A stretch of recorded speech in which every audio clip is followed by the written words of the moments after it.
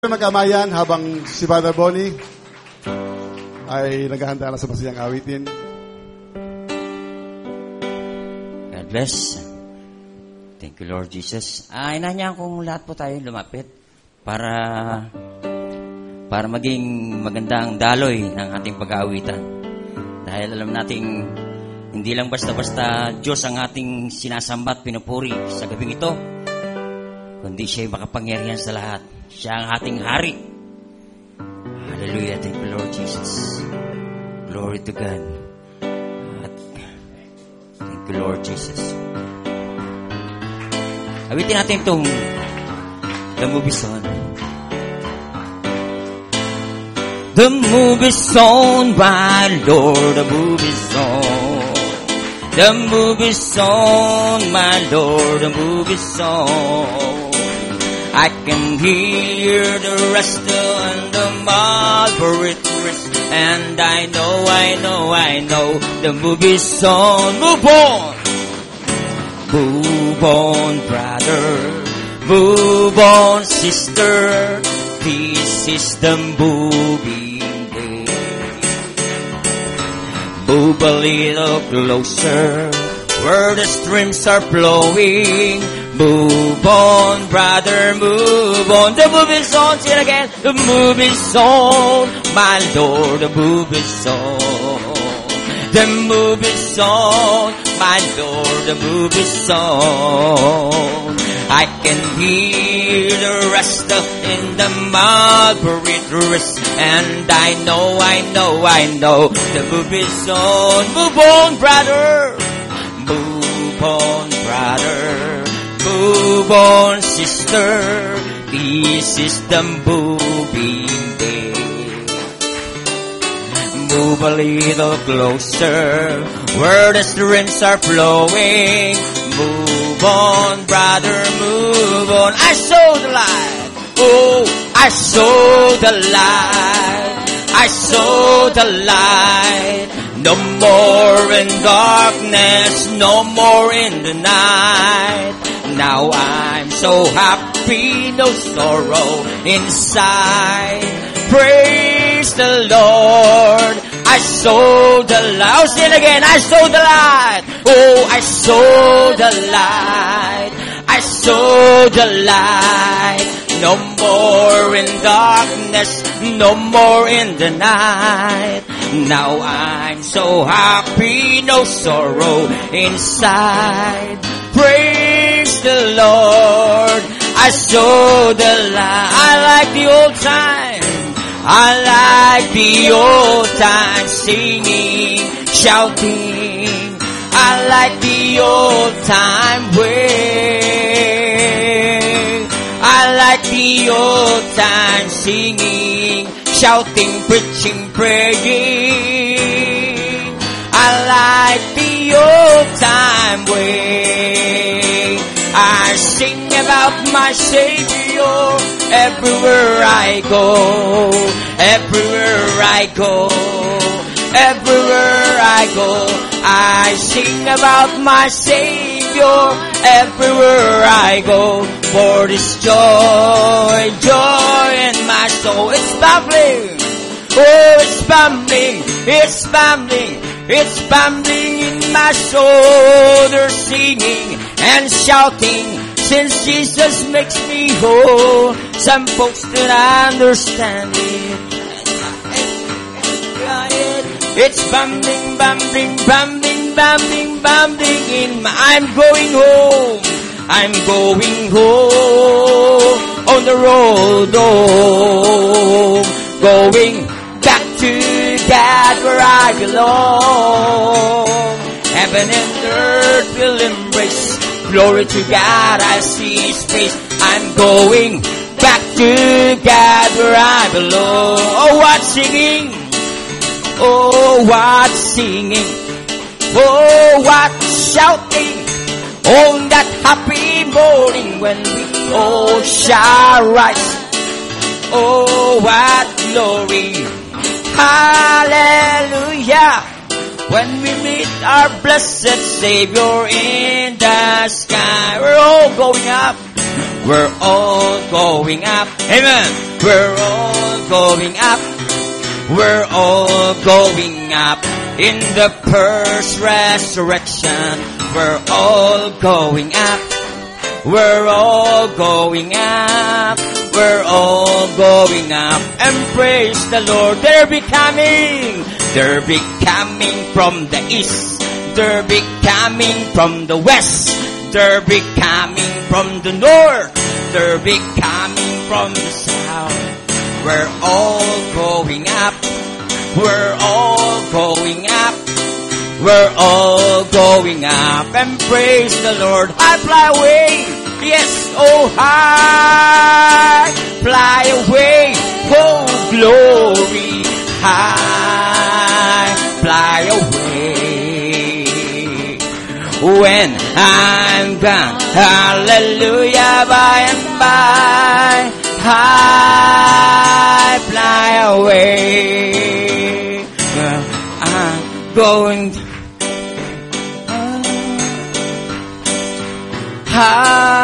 high, fly away. Amen. Nasaan ba natin yan? Kahit anong hirap, kahit anong pagsubok, sulong lang tayo. Patuloy lang tayo. Dahil sinabi niya rito sa Romans 8 verse 38 to 39, For I am persuaded that neither death, nor life, nor angels, nor principalities, nor powers, nor things present, nor things to come, nor height, nor depth, nor any other creature shall be able to separate us from the love of God, which is in Christ Jesus. Amen. Patuloy lang tayo. Point of no return. Hallelujah. Kahit anong pagsubok, kasama natin ang Diyos. Amen. Kung kakampi natin ang Diyos, walang laban sa atin. Inaasahan tayo ng Panginoon. Magpatuloy lang tayo sa Kanya. Thank you, Lord Jesus. When I think of all the Lord is done for me, fully prepared so I could walk in victory.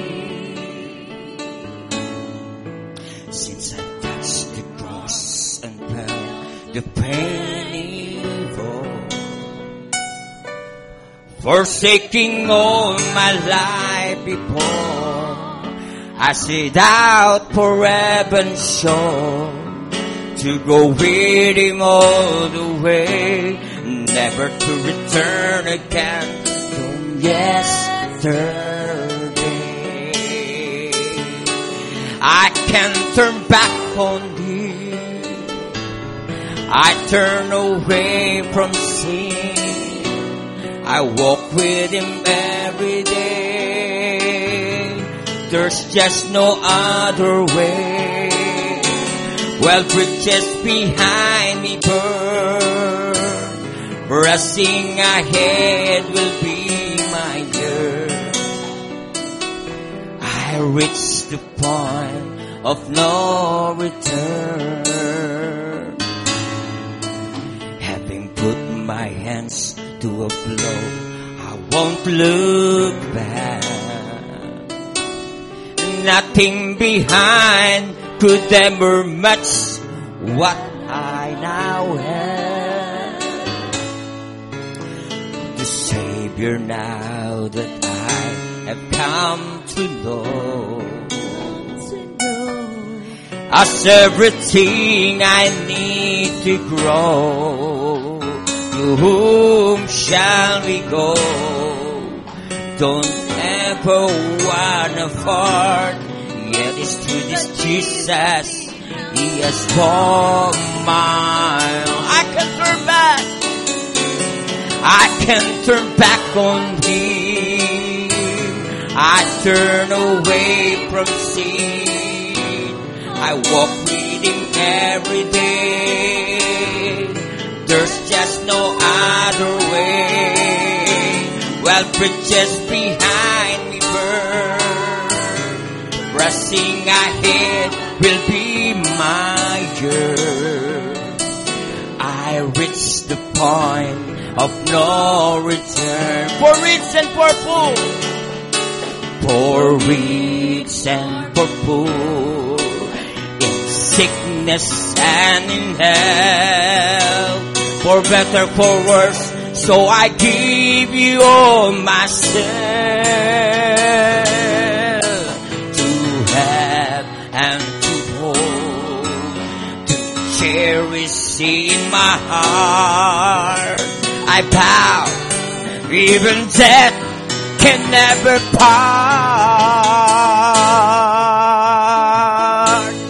I can turn back on Him.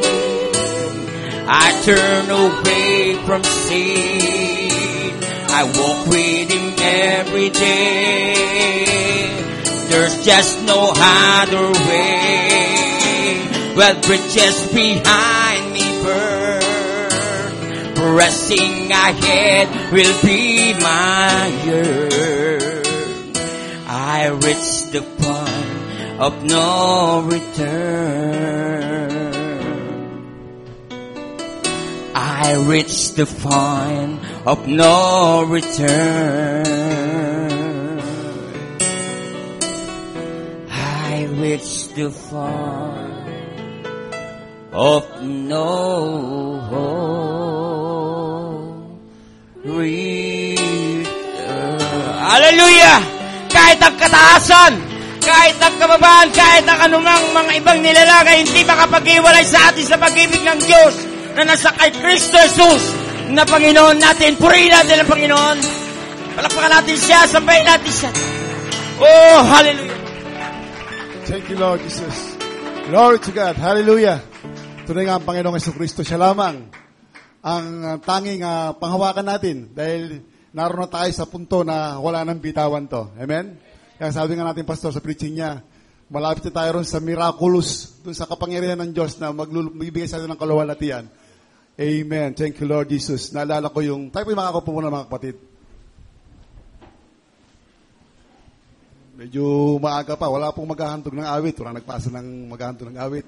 Napakaganda po nung isang ilustrasyon na habang nagpapakanta ang ating kapatid, si Father Bonnie, yung Point of No Return.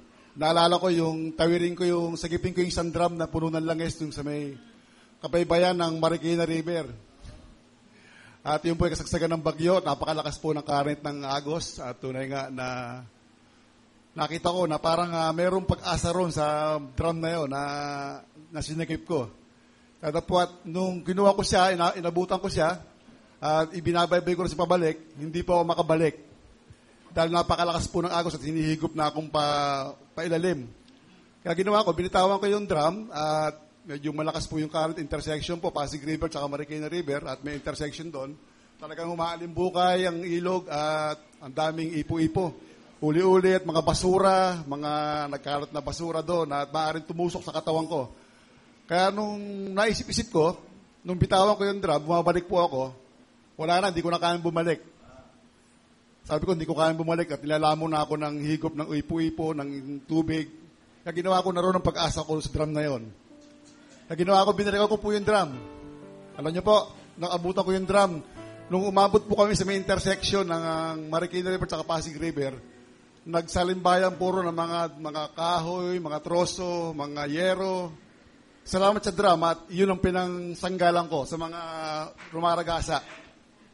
At tunay nga po sa salita ng Diyos, sa mensahe niya, panghawakan po natin ang kanyang salita. Huwag na tayong maalis dito dahil naroon po ang pag-asa natin. Di ba, mga kapatid? Kaya nga, sa mga buhay natin, maraming mga bagay na dapat natin bulay-bulayin. At totoo, nagbibigay sa atin ito ng kapahayagan na ang Diyos ay kumikilos. Bulay-bulay lang natin, mga kapatid, na sa mensahe nga naririnig natin, may mga bagay na ikinikilos ang Diyos sa bawat isa sa atin na ipaparis natin, na itutugma natin doon sa mga mensahe. Kaya tunay na nag-i-express ito at nag-manifest ito ng totoong pangyayari sa mga buhay-buhay natin. Kaya maging listo lang tayo at maging focus lagi tayo sa salita at alam natin ang salita ay totoong gumagawa po sa buhay natin. Hindi pa tayo nagpapasalamat at ang Diyos ay kumikilos sa buhay ng bawat isa. Amen. Praise God. Purihin po ang Panginoon at Meron tayong testimony. Prayer request na to, no? Dadako muna tayo sa pagbibigay.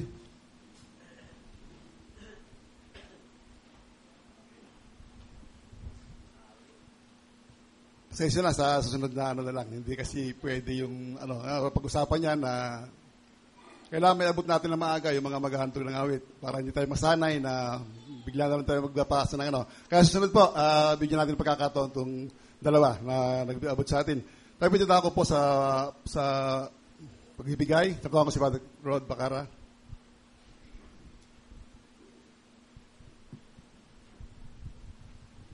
Tayo po'y pumikit at dumalangin. Minsan pa, dakilang Diyos, kami po ay nagpapasalamat sa gabing ito na meron kaming kalakasan, Panginoon, na makaparito, Panginoon, sa bahay-sambahan.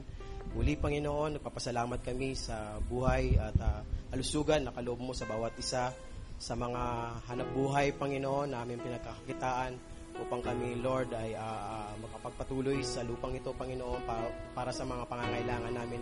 Lord, ang lahat ng ito ay kinikilala namin, Panginoon, na nagbuhat sa iyo. Kaya kami po ay nagpapasalamat sa gabing ito, Panginoon. Hindi lang kami, Panginoon, napunta rito, Panginoon, para sa Lord, sa iyong salita, bawat isa, pananambahan, Panginoon, kundi naparito rin kami, Panginoon, upang magkaloob sa iyo, Panginoon. Sabi mo, Panginoon, na dali namin ang aming mga handog at mga ikapo, Panginoon, sa iyong Lord storehouse, Panginoon, at upang kami, Panginoon, ay yung lubos na pagpalain upang maging preserve ang aming mga buhay, Panginoon, sapagkat Lord, ipinangako mo ito, Panginoon, kung paano sa panahon ni Elijah, Panginoon, sa mag-ina, Panginoon, na naroon ang kagutuman, Panginoon, at Lord, pumaroon ang iyong lingkod, Panginoon, at nangusap sa babae na siya yung mapaglingkuran, Panginoon, sa pamagitan ng iyong lingkod na propeta. At sabi ng babae, Panginoon, yun lamang ang kanilang natitirang Lord makakain, at pagkatapos nun sila na mamamatay. Ngunit, Panginoon, meron kang mga bagay na hindi namin maintindihan. Ngunit, Lord, ito pala ay magiging susi, Panginoon, ang mga pagpapala, Panginoon. At ito, Panginoon, ang paggagawin namin, gaganapin namin sa sandaling ito, Panginoon, ay upang ma-preserve, Panginoon, ang bawat pangangailangan namin, Panginoon, maging ang hanap buhay namin. Ang susunod na mga pagpapala, Panginoon, hallelujah, ay ang pagbibigay ng ikapu, Panginoon, at mga offering, Panginoon. Lord, marami pangangailangan ng iglesyang ito. May mga misyon, Panginoon, may paroon sa buhol, Panginoon, para tugunin ang mga pangangailangan, Panginoon, ng mga kapatiran doon, Panginoon, para gumanap, Panginoon, sa fivefold ministry, Lord Jesus, para sa ikasasakdal din naman nila, Panginoon. Ayaw mo po, Panginoon, na makapaglingkod kami sa pamamagitan ng pagbibigay, Lord, at maabot ang aming mga kapatiran, Panginoon, doon, upang, Lord, kami ay, Lord, dumako sa isang kasakdalang, Panginoon Diyos. Hallelujah. Naniniwala kami, Panginoon, na ito'y bahagi ng pagsamba namin, Panginoon, ang pagkakaloob. Lord, ikaw siya magpala sa bawat isa sa amin, Panginoon, at sa gabing ito, Panginoon, hallelujah, ikaw ang siyang mataas muli, ikaw ang siyang magpala sa bawat isa sa amin, biganda ng iyong mensahe, Panginoon, ng iyong salita, pagpalain mo po ang aming mahal na pastor na iyong gagamitin sa gabing ito, ikaw po siyang mataas, sa dakilang pangalan ng Panginoon sa Kristo, sa iyong papuri. Amen. Praise God. Habang nagbibigay po tayo, itin po natin, I could never praise Him enough. Chorus lang para medyo madali-dali tayo. Tulungan tayo ng mga backup singer natin.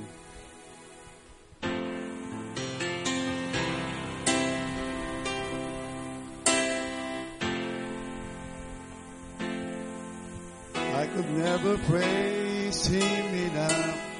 On the cross of Calvary, I could never take Him enough. For salvation full and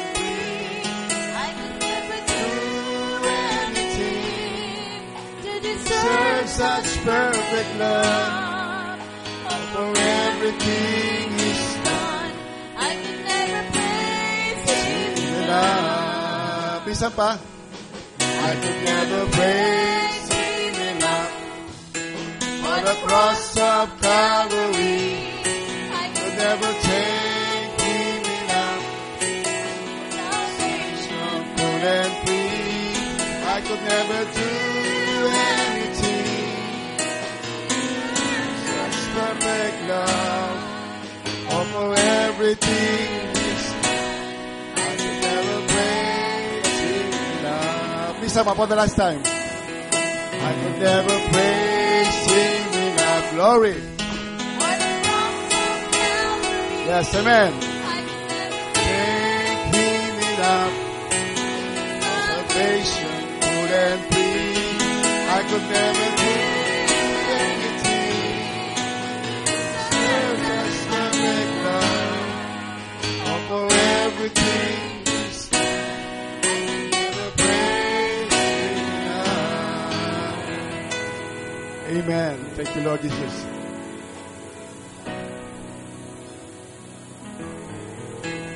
Amen na.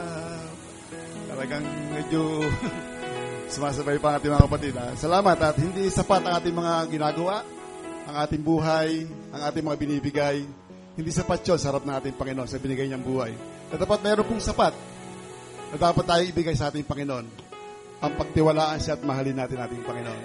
Iyon ay sapat at nalulugod doon ang ating Panginoon. Amen? Praise God. At kung meron po tayong mga bisita, welcome natin kung meron. Let's welcome our dear visitor. Invited by Sister Merly Miligrito, ay si Yvonne Dayan Suratos. Pakitayo lang. Ayun si Yvonne Dayan Suratos. Invited by Sister Merly Miligrito. Salamat at ang mga kapatid natin ay totoong lumalago na at nakakaroon na sila ng bahagi. At yung kaliwat kanan ay sinasabi nating networking, talagang gumagana yan. Hindi mapipigil yan. Kapag ang puso natin, kaluluwa natin, totoong umiibig sa Panginoon, mag-express tayo ng pag-ibig na wala sa ating Panginoon. Meron pa? At wala na papasok sa announcement. Families to present on Sunday, Brother Noel Gambito, Sister Shane Loha, Brother Jomart Kitlong. Sa September 30 po, sa Sunday, kayo po mag-present. Kaya huwag po tayong mabahala at ihanda po natin mga sarili natin. Express natin kung paano tayo inakay ng Panginoon sa iglesyang ito. Sunod po natin. The supposed to be men's devotion this Tuesday is canceled.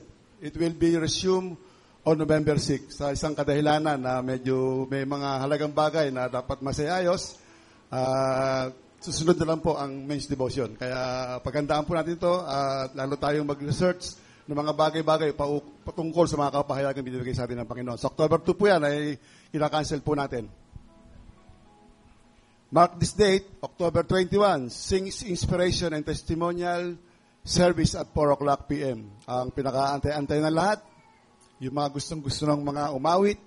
At sabi nga ni Brother Ed, yung mga likang awit natin, mga kompositor natin, ng mga kabataan, ay totoong nagpapamana sila ng kanilang kaloob na nagmumula sa ating Panginoon. At ito yung nakagagamit. Hindi nagagamit sa mga pop contest o mga pop music festival, kundi dito sa ating iglesia nakagamit ang mga himig, awiting makalangit para sa ating Panginoon. Gayon din naman ay pinapaalala ko sa mga second group ng mga cleaners.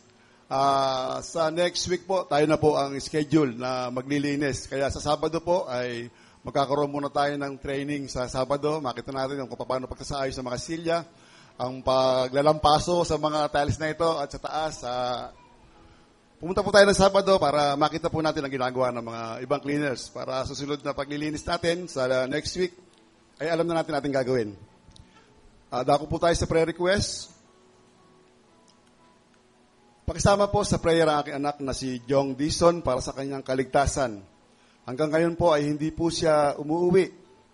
Huling text niya po ay kahapon pa ng 3:00 ng hapon. Bigla lang po siyang nag-out of reach sa hindi malamang kadahilanan. Out of reach, baka na-stress ang cellphone ito O binago na o hindi. Hindi tayo umuwi. Kaya pakisama po sa prayer ang kanyang anak na si Jong Dison para sa kanyang kaligtasan. Dahil alam po natin ng mga magulang kapag wala pang mga anak, lalo sa gabi, ang hirap makatulog. Minsan pag matutulog na ako, andyan na ba si Samuel? Andyan na ba si Iris? Andyan na ba si David? Andyan na ba kayo? Kaya yung asawa ko, Ling, andito sa tabi mo. Kaya asawa, nababaliwala na. Basta napupunta yung kaisipan mo sa mga anak. Kaya sama natin sa panalangin niya, yung anak ni anak na si Jong Dison. Next. Isama po natin ang mabilis na recovery.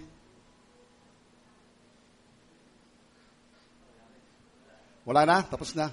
Okay. Kung wala na, ay maghanda-handa na po tayo. Medyo talagang mahaba-habang oras to para sa ating mahal na pastor. Para hindi na siya mabitay sa kanyang pangangaral.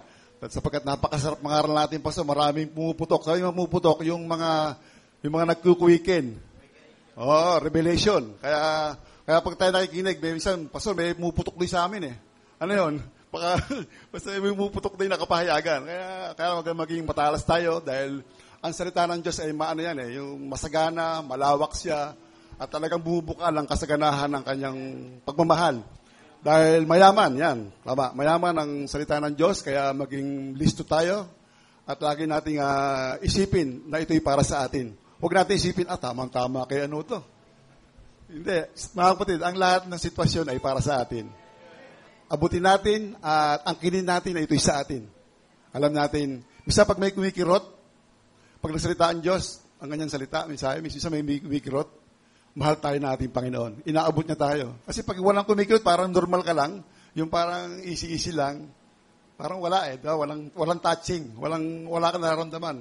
Pero pag medyo bilang may kumirot at nakita mo at naramdaman mo, Lord, salamat.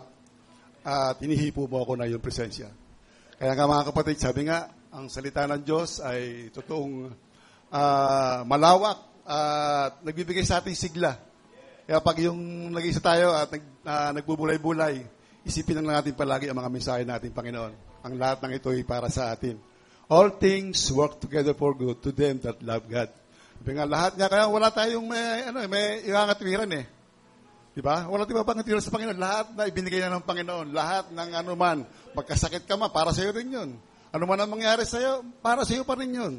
Dahil ang gatla po ng buhay natin ay layunin ng ating Panginoon. Umari lang, hudyatan na natin ating pastor. Medyo, hindi ko pa siya nakikita. Baka napapasarap tayo. At sarap palang mga aral pag yung nakatutok lahat sa'yo, yung mga kapatid. Amen.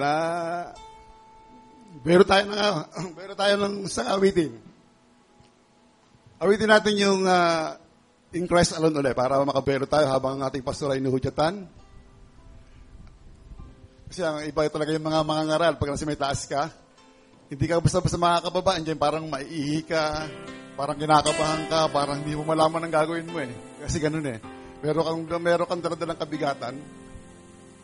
Punong-puno ka ng kabigatan sa puso mo. Pagkawigin mga ngaral ka rito.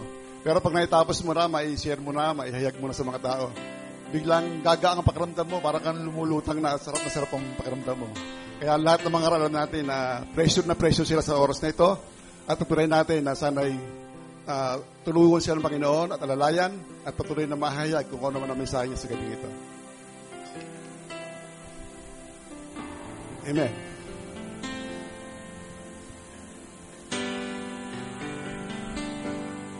Christ alone will I glory, till I could try myself in battles won.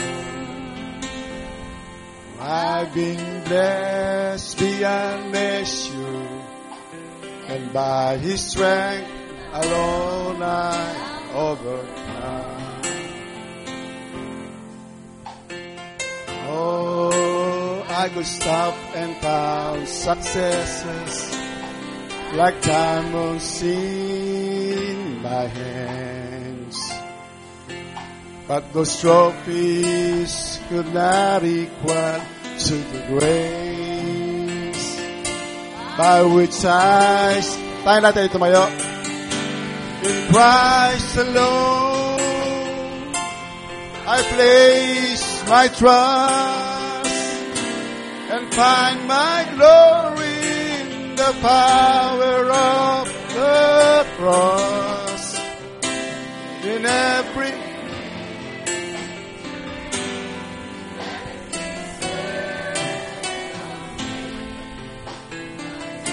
of strength,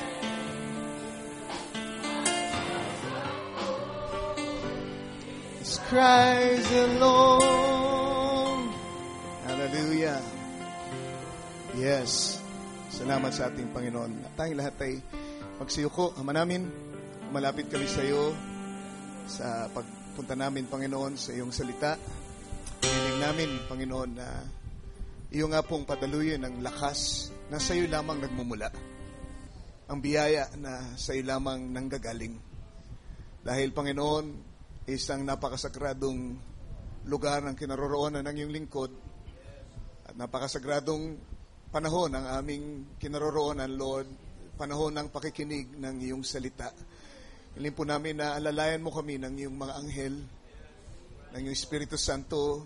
Bigyan mo ng inspirasyon ng tagapagsalita para bigkasin kung ano yung nasa isip mo. At bigyan mo rin ng, Lord, kakayahan, Lord, na maging matalas ang mga tagapakinig, Lord, sa pagtanggap sa buhay na salita mo, Ama, patungo sa kanilang puso. Hayaan mo ang gabing ito ay mapuno ng pagpapalang spiritual, hindi lamang sa aming mga pisikal na pangatawan, kundi higit sa lahat sa aming kaluluwa, Panginoon. Aming na pagtatanto, Lord, na napakalapit na ng iyong pagbabalik, at hayaan mong ito ay aming maalala ngayong gabi at aming magawa lahat ng nararapat gawin para maging handa, Lord, sa araw na yon. Salamat po sa iyo po lahat ng papuri as we commit the service into your hands. In Jesus Christ's name, we pray. Amen. Habang nakatayo tayo, buksan natin ang ating mga Bible sa John chapter 10, verses 1 to 3. Habang hinahanap nyo, gusto kong isama nyo sa panalangin si Sister Rhea Pocalian, daughter-in-law ni Brother Johnny Pocalian, dahil na-diagnose po siya na merong pancreatic cancer at 4th stage na po. Hindi nila alam, nung lang a month ago, I think it was, nung malaman nila na merong problema yung pancreas ni Sister Rhea. Kaya binuksan po siya sa PGH, tinignan yung lagay ng kanyang pancreas. At nung makita nila 4th stage na at medyo mababa yung blood cell niya, white blood cells niya, ay hindi muna siya inoperahan para tanggalin yung tumor o kung ano man yung growth na nandoon. At tinahik na lang siya ulit at sabi 4th stage i-stabilize muna yung kanyang dugo bago ituloy yung operasyon. Pero nung pumunta kami doon, ng aking may bahay, Sister Lourdes, ganun din si Brother Juanito, nakita namin yung fighting spirit ni Sister Rhea.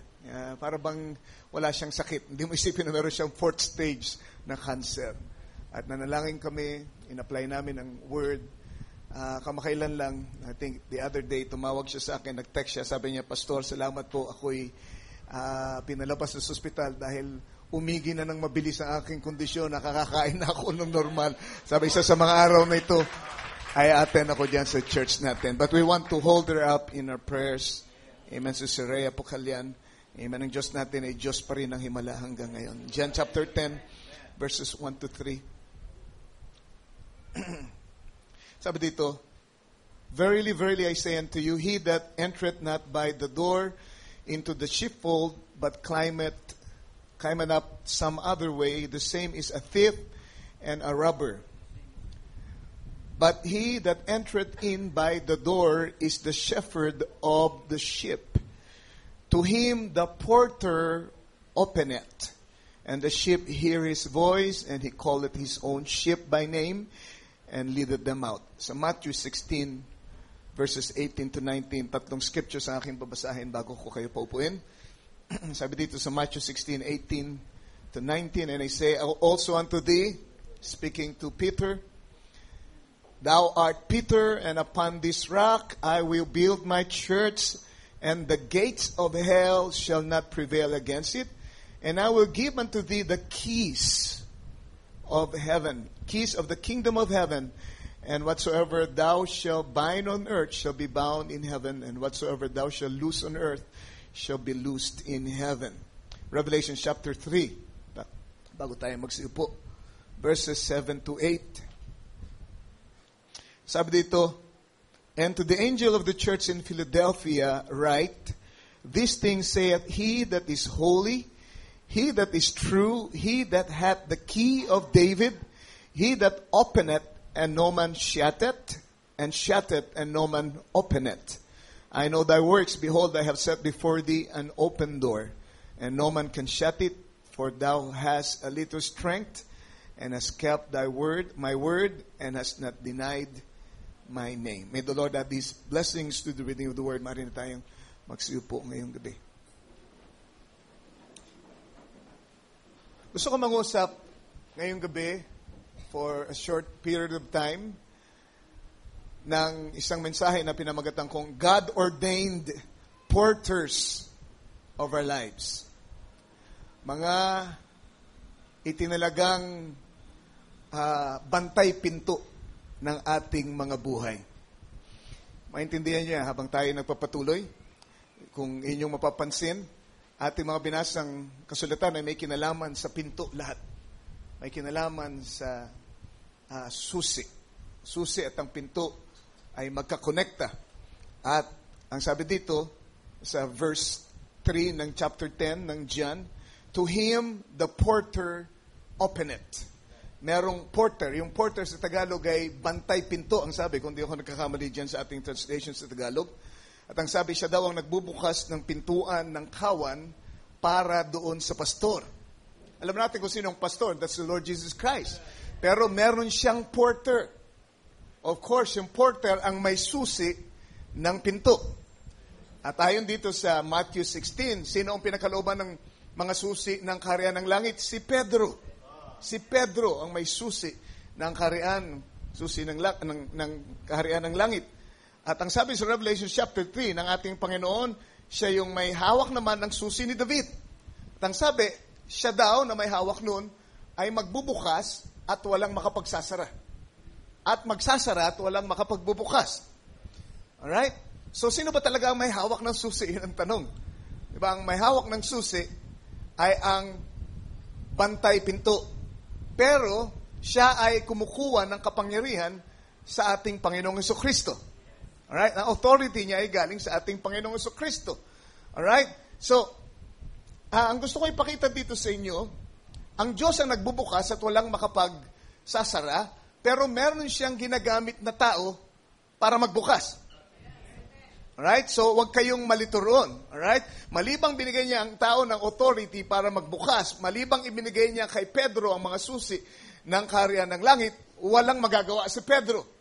So, in a way, amen, siya pa rin ang may control. Pero, isinier niya yung tungkulin sa isang pinagkakatiwala ang lingkod. At yun yung tinatawag na porter. O ang isa pang translation niyan ay gatekeeper. Gatekeeper. At so, kung i-define natin ang porter, sa Tagalog ay bantay pinto, it is someone God has ordained to open a door for you. Alright? Hindi tayo magfo-focus doon sa porter na ang pinatutungkulan ay isang lingkod lamang ng Diyos papunta sa kanyang kaharian like John the Baptist was the porter. Amen, nung ating Panginoong Jesucristo ay pumarito. Alright? Siya ang nagbukas ng pinto para sa ating Panginoong Jesucristo. Ipinakilala niya yung mga dating believers ng Old Testament. Amen? Sa ating Panginoong Jesucristo. Pinutuan niya, siya ang nagbukas ng pintuan ng bagong pananampalataya at yun ay ang pananampalataya sa Mesiyas. Alright? Siya ang pinto, siya ang porter nung panahong yun. At sa ating panahon, alam natin kung sino ang pinatutungkulan ng porter na ito na magbubukas ng pintuan ng kawan para sa ating Panginoong Jesucristo. Sino yun? Brother Branham. Siya ang nagbukas ng pinto. Can you say amen? Kung hindi nabuksan ang pinto sa pamamagitan ng ministry ni Brother Branham, hindi natin makikilala ang ating Panginoong Jesucristo sa paraan ng pagkakakilala natin ngayon. Siya ang nagbukas ng pinto para yung pastor ay makapasok sa kawan at para mapangunahan niya tayo palabas sa kawan. Naiintindihan niyo? Amen. So, napaka-importante ng tungkulin ng isang gatekeeper o ng isang porter. Dahil kung wala siya, hindi mabubuksan ang pintuan, amen, para sa atin. Okay, so sana nakasunod kayo. So, a porter is somebody that God has ordained to open a door for you. So, gusto kong i-apply ito sa maraming bagay ngayon. We're not going to concentrate on Brother Branham being being the porter of this age. Kundi ang pag-uusapan natin ay mga porters ng ating buhay. Maraming mga pintuan na itinalaga ang Diyos sa atin para ating pasukin. Alright? Pintuan ng oportunidad, pintuan ng paglago, pintuan patungo sa isang tawag dito, masaganang pamumuhay. Pintuan sa paggulang, pintuan patungo sa higit na kapangyarihan. Can you say amen? Maraming mga pintuan na dapat mabuksan para ma-enjoy natin ang mga pagpapalang inilaan ng Diyos para sa atin. Amen? At merong mga porter ang bawat pintuan. Merong mga taong itinalaga ang Diyos para magbukas ng pinto sa inyo. Right. So sana, naintindihan nyo kung saan ako nanggagaling at yan ay isang pundasyon para makasunod kayo ng gusto sa akin gustong ipabot sa inyo. So, a porter is somebody who God has ordained to open a door for you. He is linked to your destiny. Meron kayong mga destinasyon. Meron kayong mga itinalagang layunin na dapat nyong gampanan. Amen. Merong mga taong itinalaga si Lord para magbukas ng pinto sa inyo upang kayo ay madala doon sa destinasyon na yun. Para magampanan nyo yung walang hanggang layunin na itinalaga ng Diyos sa inyo. Ang isang porter marahil ay isang tao na magkukonekta sa inyo sa isa pang tao na aakay sa inyo sa higit na pagkakilala sa ating Panginoon. Alam natin, amen, sa ating sariling karanasan, merong mga taong ginamit sa atin para tayo makaparito sa pananampalatayang kinaroroonan natin. Sila ang nagsilbing bantay pinto. Sila ang nagbukas ng pinto para sa inyo. Alright. Now, so maaring siya isang tao na makapagbibigay ng advice o makapagbabahagi ng salita ng karunungan na maghahatid sa inyo, amen, patungo sa gusto ng Diyos na inyong marating.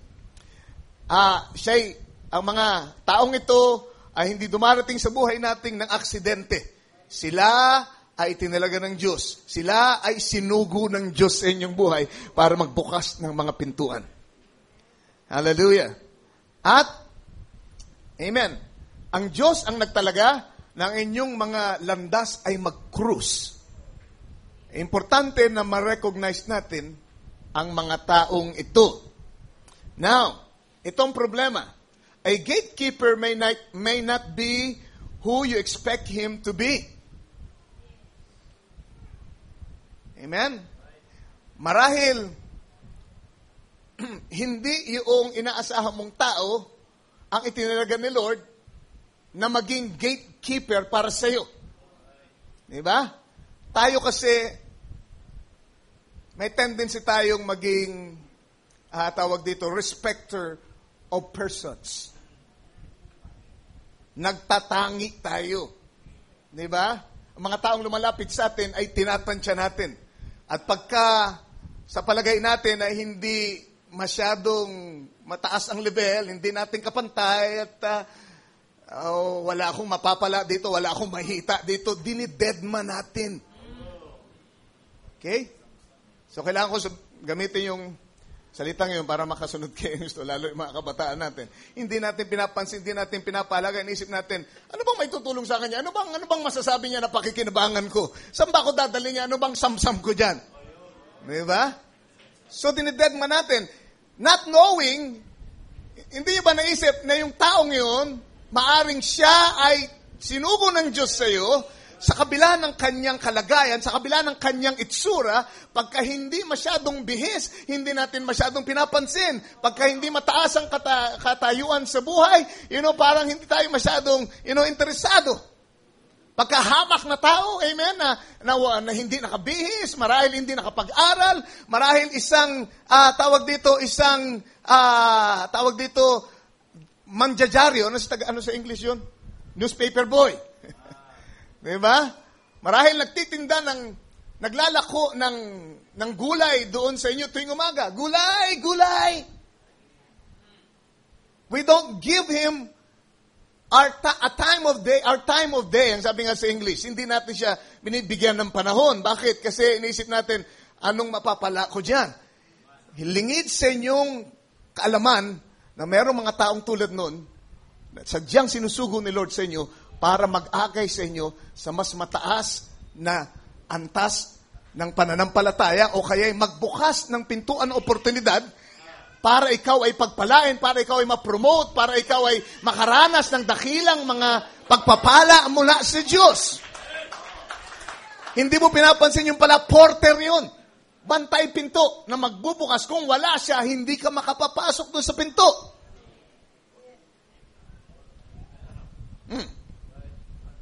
Praise the Lord. Naalala ko yung kwento tungkol sa isang truck. 18-wheeler. At pinuno ng mga tawag dito, ng mga bakal, ng mga pipes. At masyadong mataas yung pagkakasalansan ng pipes dun sa 18-wheeler na yun. Nung ito ay dumaan sa isang bridge, ito ay na-stuck dun sa bridge. Amen. At hindi na makaalis. At pinatawag ang city government. Sinubukan nilang i-jack up yung bridge, pero hindi yun nakatulong, hindi pa rin nila naalis yung truck, yung 18-wheeler, sa pagkakastuck.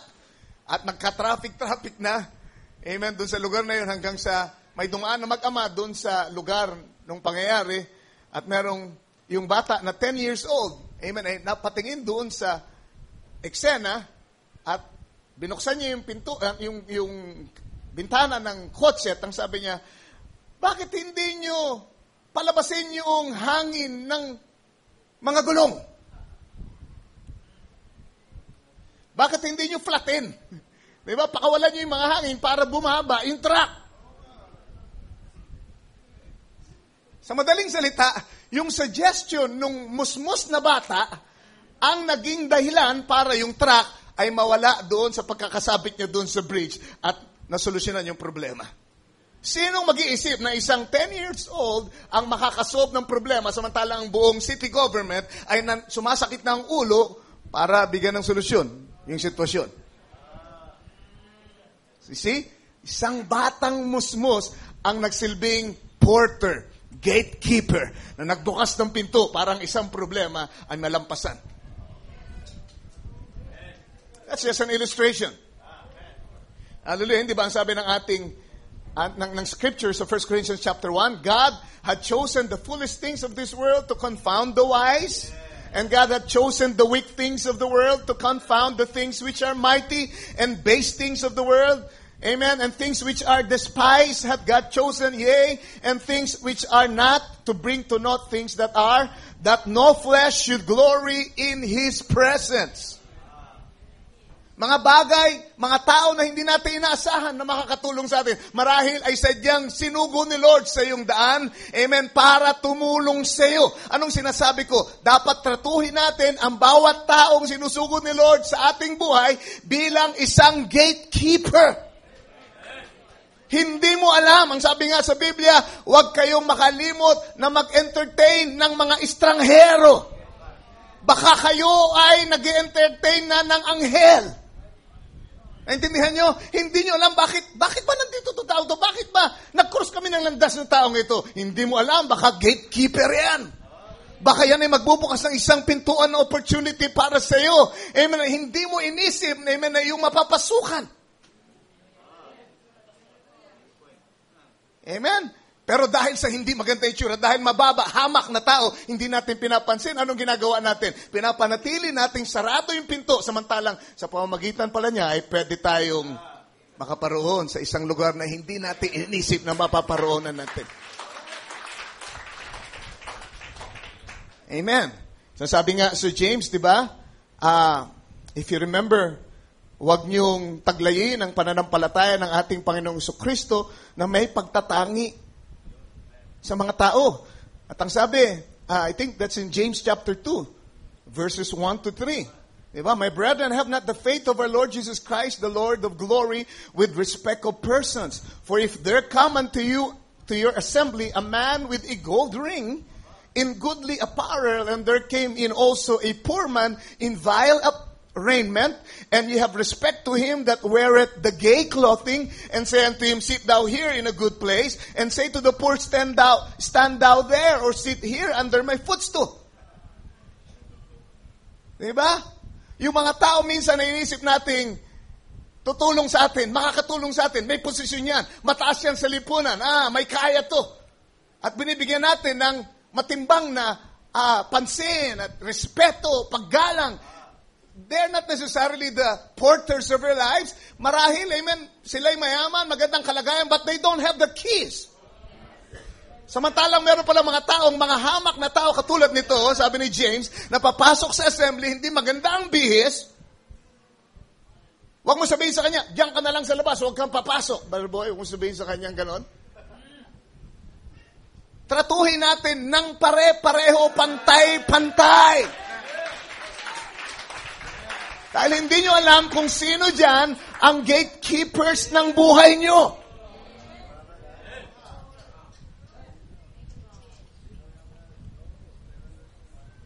Hallelujah. Bibigyan ko kayo ng isang magandang illustration sa 2 Kings chapter 5 verses 1 to 14. Ang prinsipyong ito ay na-demonstrate ng gusto dito sa pangyayaring ito. Naalala niyo yung kwento? Basahin na lang natin. 2 Kings chapter 5 verses 1 to 14.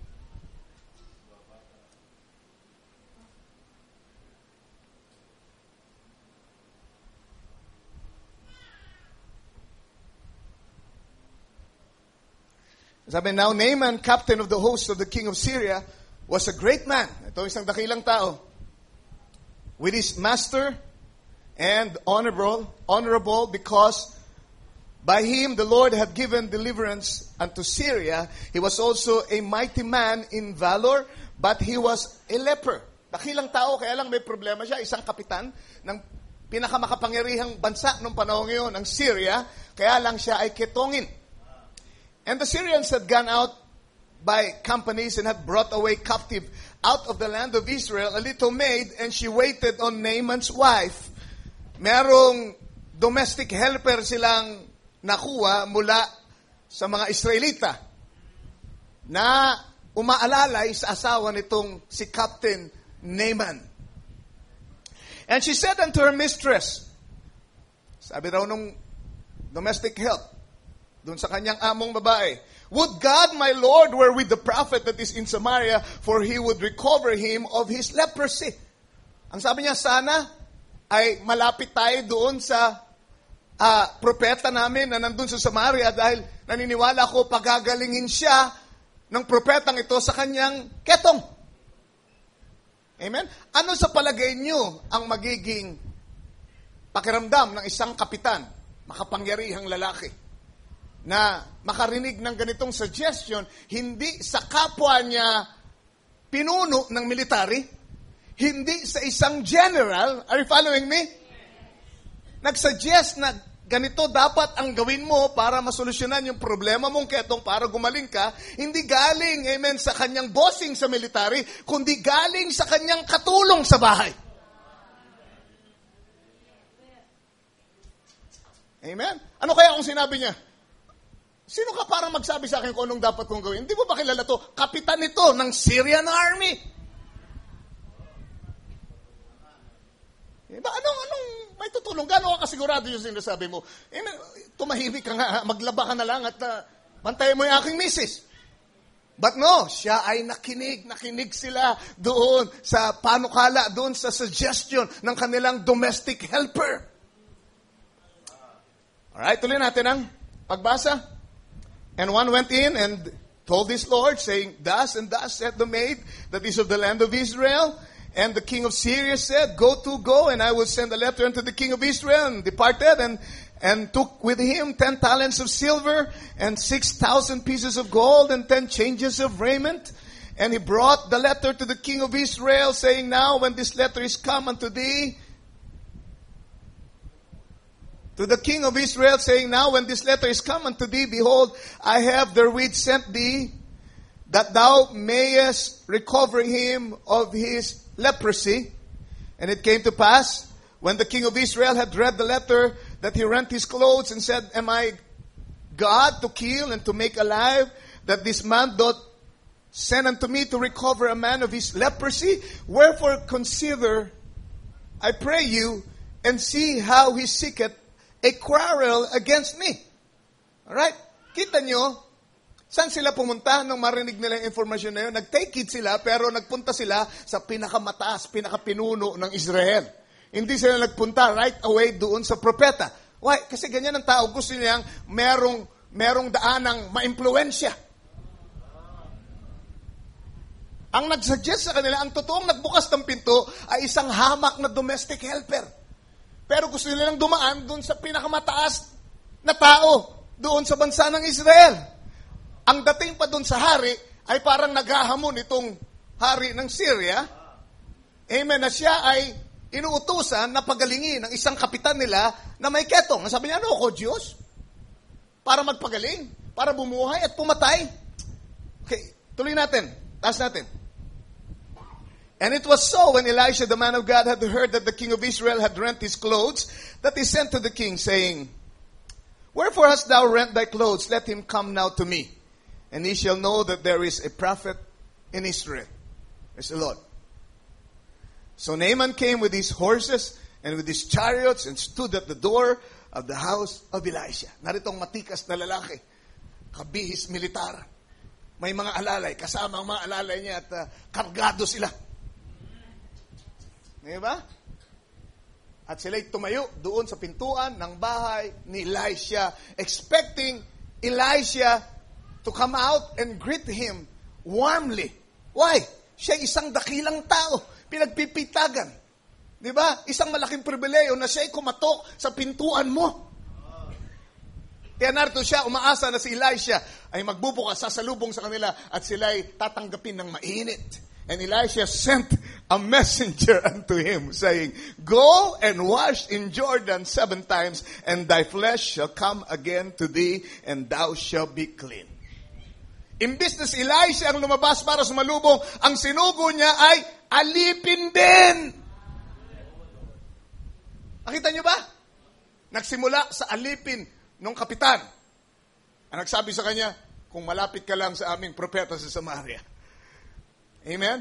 Yung domestic helper na yon ang nagsilbing porter para sa kanyang kagalingan. Yun ang unang nagbukas. At pagdating niya doon sa bahay ni Elisha, sinubukan niya dumaan doon sa mataas na lugar para mas malakas ang dating sa hari, pero nabigo siya. Nung pumunta siya sa bahay ni Elisha, ang sumalubong sa kanya ay isang alipin pa rin. At ang sabi, ganito raw ang gawin mo. Sabi ni Elisha na aming propeta, maglublub ka sa Jordan River ng 7 beses. Tingnan natin ang reaksyon ni Naaman. But Naaman was wroth. Galit siya. And went away and said, Behold, I thought he will surely come out to me and stand and call on the name of the Lord his God and strike his hand over the place and recover the leper. Kala ko siyang sasalubong at papakita niya sa akin yung husay niya na magpagaling. In other words, disappointed siya kasi isang alipin ang sumalubong sa kanya at ang utos pa ay maglublob siya sa maruming ilog ng Jordan. Samantalang mayroong ibang mga ilog dun sa kanila na higit na malinis kaysa ron. Alright, pangalawang alipin. Kanyang nakasalubong. Nagsilbing porter. Tingnan natin ang sumunod na mga pangyayari. Ang sabi pa niya, nung siya'y magalit, tumalikod na siya. Sabi niya, kung ganyan ay tatalikod na lang ako. Sa verse 12, Are not Abana and Pharpar, rivers of Damascus, better than all the waters of Israel? May I not wash in them and be clean? So he turned and went away in rage. Pambihira. Ito lang pala sasalubong sa akin itong hamak na alipin na ito at inutusan pa ako maglublob sa maduming ilog ng Jordan. Kaya sabi, tumalikod siya. At ang sabi sa verse 13, And his servants came near and spake unto him and said, My father, if the prophet had bid thee do some great thing, wouldest thou not have done it? How much rather than when he said to thee, wash and be clean? In other words, kung ang propeta ay nagsabi ng higit na mahirap na bagay, hindi ba't susundin mo yon? Eh di lalo na, simpleng-simple lang yan. Sabi, maglublob ka lang. Isipin mo, gagaling ang iyong ketong pag naglublob ka ng 7 beses. Ganun kasimple. Sino ang nagbigay ng unawa sa kanya? Mga lingkod na naman. To make the story short, amen, hindi niya nakausap si Elijah ng harapan, puro lingkod ang nagsalita sa kanya. Kasi yung mga lingkod na yon ang itinalagang porter ni Lord sa kanyang buhay para maranasan niya ang pagpapagaling mula sa Diyos. Amen. Sa madaling sabi, kahit na medyo masama ang kanyang loob, pero na-realize niya dahil sa paalala ng kanyang mga lingkod, kung ang propeta ang nagsabi, kahit gano'ng kahirap, dapat sundin mo kung gusto mong gumaling. At siya'y sumunod at 7 beses siyang naglublob, pang 7 beses. Amen, paglublob niya, pag-angat niya ulit, ang sabi, ang kanyang balat ay naging tulad sa isang sanggol. Bakit? Kasi may mga lingkod na nagbukas ng pintuan ng kagalingan para sa kanya.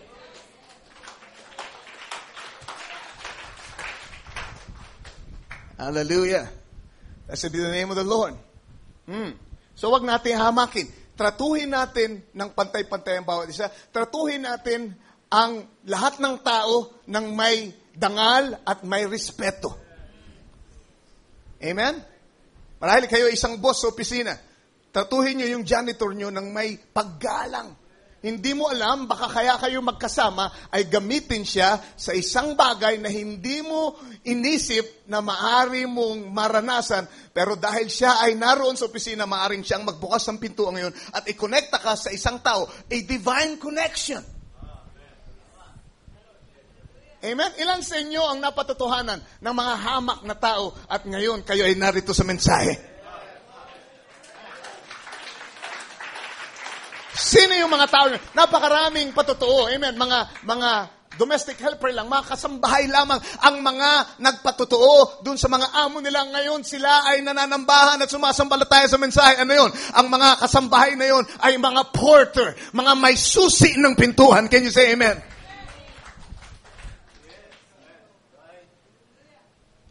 Hallelujah. Ang sabi ng ating Panginoong Jesus, inasmuch as you have done it unto one of the least of these, my brethren, you have done it unto me. Tandaan nyo, kahit gaano kahamak, kahit gaano kaliit na tao, wag na wag nyong hamakin. Amen. Tratuhin nyo siya ng may pag-ibig at paggalang. Hindi nyo alam, baka yan na isang bantay pinto. Praise the Lord. Si Joseph, sinong mag-aakalang yung butler ay magiging pintuan niya, magiging tagapagbukas ng pinto para siya ay maupo sa kanan ni Faraon. Abay, isang butler lang na nakulong. Nagkaroon ng problema, nagkaroon ng panaginip doon sa kulungan. At ng problema sila nung baker, di na alam kung ano ibig sabihin ng panaginip. At umentra itong si Jose. Sabi ko, mag-alala, marunong akong mag-interpret ng panaginip. Sa madaling salita, amen, nasabi niya ako nung totoong mangyayari at nangyari yung kanyang interpretation, yung butler ay naligtas, yung butler ay nabalik doon sa kaharian, at yung butler, nung magkaroon ng problema yung hari, dahil sa panaginip din, ay naalala si Jose doon sa kulungan. Meron akong na-meet. Hindi yun nagkataon lamang. It was a divine connection. Praise the Lord. Hindi nyo alam kung bakit nariyan yung taong yan nang iinis sa inyo. Bakit? Iniiwasan ko itong tao ito, pero baka naman merong bubuksang pintuan yan para sa inyo. You see, mag-ingat tayo. Mag-ingat tayo. Huwag natin taglayin ang pananampalataya natin nang merong pagtatangi ng tao.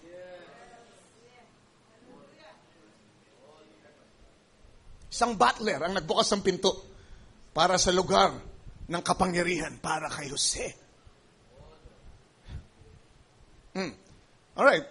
Wag na lang tao ang pag-usapan natin eh. Ang Diyos, magugulat kayo sa mga ginagamit niya. Remember now, si Brother Branham nag-preach ng God hiding in simplicity. Ang Diyos, pag kumilos, mahiwaga. hindi abot ng ating pag-iisip. Gumagamit siya ng mga bagay na hindi nyo naasahang gagamitin niya para sa inyo. Huwag na lang tao muna ang ating pag-usapan. Hallelujah. Naalala nyo, sabi sa Proverbs chapter 6, verse 6, sabi niya, "Go to the ant, thou sluggard." Amen. Huwag ka nang umattend ng seminar tungkol sa, productivity and so on and so forth. Ang sabi niya, tingnan mo na lang yung mga langgam, iho. Maraming langgam siguro sa inyong bahay. Wag mo papatayin basta-basta. Mag-isip ka. Ang sabi, consider the ways of the ants. Ikaw na tamad. Ang sabi, tignan mo ang mga lakad ng langgam. Praise the Lord. Baka gatekeeper yan. Ang sabi, which having no guide, overseer or ruler, provided her meat in the summer, and gathereth her food in the harvest. In other words, tignan mo yung sipag ng mga langgam. Sa panahon ng tag-init, sila ay nagtatanim, sila ay nagpapagaan, at pagdating ng pag-aani, meron silang naiipon na pagkain. At nagpatuloy pa ang Proverbs, ang sabi, how long will thou sleep, O sluggard? Gano'ng katagal ka matutulog, ikaw na tamad? When will thou arise out of thy sleep? Kailan ka babangon sa iyong pagkakatulog? Amen. Sabi niya, isang munti pang pagtulog, isang munti pang pag-idlip, at isang munti pang paghalukip-kip ng mga kamay para matulog. So shall thy poverty come as one that traveleth, and thy want as an armed man. In other words, kung ganyan at ganyan ka, amen, pepestihin ka. Maghihirap ka. Are you following me? Sasalutin ka. Pero tignan mo ang langgam, walang hari, walang ruler, walang nag-uutos sa kanila, pero sila ay masipag. Kapag yung pala ay kinonsider mo, maaring buksan ng Diyos ang isang pintuan sa iyo, amen, ng pagpapala. Abundang pamumuhay. Kasi gusto natin minsan, yung, amen, bumabaksak mga ginto, o kaya nauhukay natin ginto. Mabilis ang pagyaman. Natural sa tao yan. Gusto nila yung biglang yaman, hindi na maghihirap. But ang sabi ng Biblia, sa pawis ng iyong kilay. Kagaya ngayon, pawis ng aking kilay, ay kakain kayo. In other words, mas tiyak yun kesa sa loto.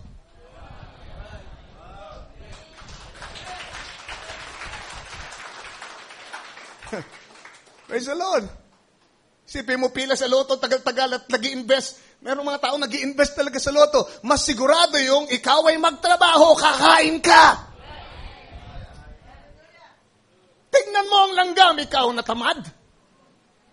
Amen. At tignan mo kung paanong buksan niya ang pinto ng pag-unawa, kung paanong nagpapala si Lord. Kung magsisikap ka, magsisipag ka, amen, hindi ka magugutom.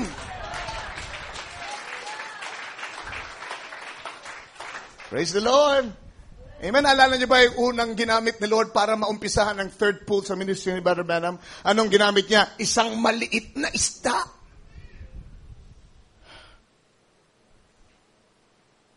Nangusap ang Panginoon sa kanya, sa araw na ito, merong maliit na nilalang na bubuhayin mula sa mga patay. At sa, make long story short, amen, alam natin, nag-fishing sila ni Brother Lyle at Brother Bangswood, I think it was. Amen. Nakahuli sila isang maliit na isda na nilulon yung buong sima. At ang sabi, pag kuha nila ng sima, ay, ang sabi nga na lumabas lahat ng bituka ng isda sa sobrang liit nito. At binato nila pabalik doon sa ilog o sa sapa, ano man yung pinag-fishing nila. But then the Spirit of the Lord came down at sabi, yan yung sinasabi kong maliit na nilalang na bubuhayin mula sa mga patay. At alam natin yung sinabi ni Brother Branham, by inspiration, sabi niya, little fishy, I give you back your life. Tapos sabi yung isdang yun na pumasag na for the last time at namatay, tumiyaya doon sa ibabaw ng tubig. Pero nung sabihin ng propeta, I give you back your life, ay muling pumasag at lumangoy pa ilalim doon sa tubig at nabuhay muli. At ang sabi ni Brother Branham, yun ang unang manifestation ng third pool. Yun ang nagbukas ng pinto para ang kapangyarihan ng Diyos sa anyo ng third pool ay mamalas ng sanglibutang ito sa ministry ni Brother Branham. Isang maliit na isda. Amen. Magbantay tayo sa mga gatekeepers. Baka nandiyan lang sa tabi-tabi. Amen. Magbubukas sa inyo ng pintuan ng opportunity. Ng himala, ng biyaya ng Panginoon. Hallelujah. Sino mag-iisip ng babae sa balon ay magiging isang porter? Parang ebanghelyo ay pumunta sa Samaria. John chapter 4 verse 39. Ang sabi sa Biblia ay ganito. Alam natin yung kwento. Diba? Ang babaeng ito ay iniiwasan ng mga tao dahil siya isang babaeng mababa ang lipad. Pinandidirihan. Hindi siya makasabay doon sa mga kadalagahan sa oras ng pag-iigib. Kaya kinailangan, palampasin muna niya yung oras sa pag-iigib mong kadalagahan, saka siya mag-igib. Amen. Siya lang mag-isa. Nung oras na yun, wala nang ibang mga dalagang nag-iigib. Bakit? Kasi siya ay iniiwasan ng mga tao. Pero siya ay pinuntahan ng ating Panginoon. Sa oras na yun. Yun ang kaibahan natin. Si Lord, alam niya kung sino yung mga may hawak ng susi. Pinuntahan niya, at alam natin yung nangyari, na-discern ni Lord ang kanyang kalagayan, at siya na-realize niya kung sino ang kanyang kausap. Sabi sa verse 39 in John chapter 4, and many of the Samaritans, John chapter 4 verse 39, and many of the Samaritans of that city believed on him, the Lord, for the saying of the woman. Kaya naniwala dahil sa patutuo ng babae, which testified, he told me all that ever I did. So yung babae, alam niyo yung kwento. Pagkatapos niya maki-enkwentro ang ating Panginoon, dali-dali siyang tumakbo sa bayan at pinatutuo niya ang tungkol sa kanyang karanasan sa ating Panginoon. At ang record ng Biblia ay ganito, marami daw sa mga Samaritano ang sumampalataya sa ating Panginoon dahil sa sinabi ng babae, dahil sa patutuo niya. Amen, na sinabi ng ating Panginoong Jesucristo lahat ng bagay na kanyang ginawa. So verse 40, so when the Samaritans were come unto him, they besought him that he would tarry with them, and he abode there 2 days. And many more believed because of his own word.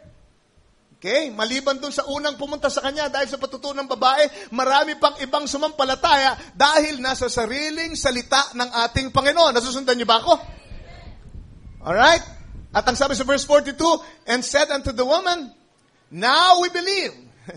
Pagkatapos tumanggap ang maraming mga Samaritano, ang sabi nila, now we believe. Sinabi nila dun sa babae, not because of thy saying, for we have heard him ourselves and know that this is indeed the Christ, the Savior of the world.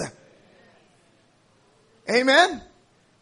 Narinig na nila ng, amen, personal ang ating Panginoon at sila ay sumampalataya. Pero sino ang ginamit? Sino ang nagbukas ng pinto para sila ay maikonekta sa ating Panginoong Jesucristo? Ang babaeng, amen, hinahamak ng lipunan.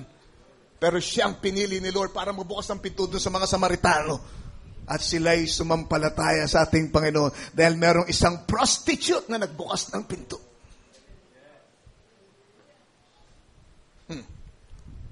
Sabi sa John chapter 1 verse 40 to 42, one of the two which heard John speak, John 1 verse 40, and followed him was Andrew, Simon Peter's brother. Sinong unang tumanggap sa ating Panginoon at sumampalataya at sumunod? Si Andres, kapatid ni Pedro. He first findeth his own brother Simon and saith unto him, we have found the Messiah, which is being interpreted, the Christ. Ano kaya kung sinabi ni Simon? Ikaw nga, tol, tumahimik dyan, ha? Kung merong malalamang tungkol sa Mesiyas, dapat ako muna, panganay ako kaysa sa'yo. Pero isipin nyo, si Andres, ang ginamit ni Lord, siya ang unang nakarinig at kinuwento niya sa kanyang kapatid na si Simon ang tungkol sa ating Panginoon Jesucristo. Tingnan natin ang nangyari. Ang sabi, and he first findeth his own brother Simon and said unto him, we have found the Messiah, which is being interpreted the Christ. And he brought him to Jesus. Divine connection.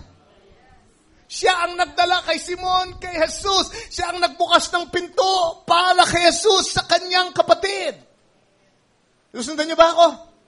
Amen. At ang sabi, hallelujah, and he brought him to Jesus, and when Jesus beheld him, he said, Thou art Simon, the son of Jonah, thou shalt be called Cephas, which is by interpretation, a stone. At isipin nyo ito, hindi si Andres ang binigyan ng susi ng kaharian ng langit. Pero si Andres ang nagbukas ng pinto para yung may bibigyan ng susi ng kaharian ng langit ay makakilala sa ating Panginoon. Diba? Sinong mas bida? Sinong mas sikat? Si Pedro. Pero lingid sa kalaman ng marami nakakalimutan nila na si Andres ang ginamit para si Pedro ay makalapit sa ating Panginoon at makilala sa ating Panginoon. Ang porter ni Pedro ay ang kanyang nakababatang kapatid na si Andres. Hallelujah.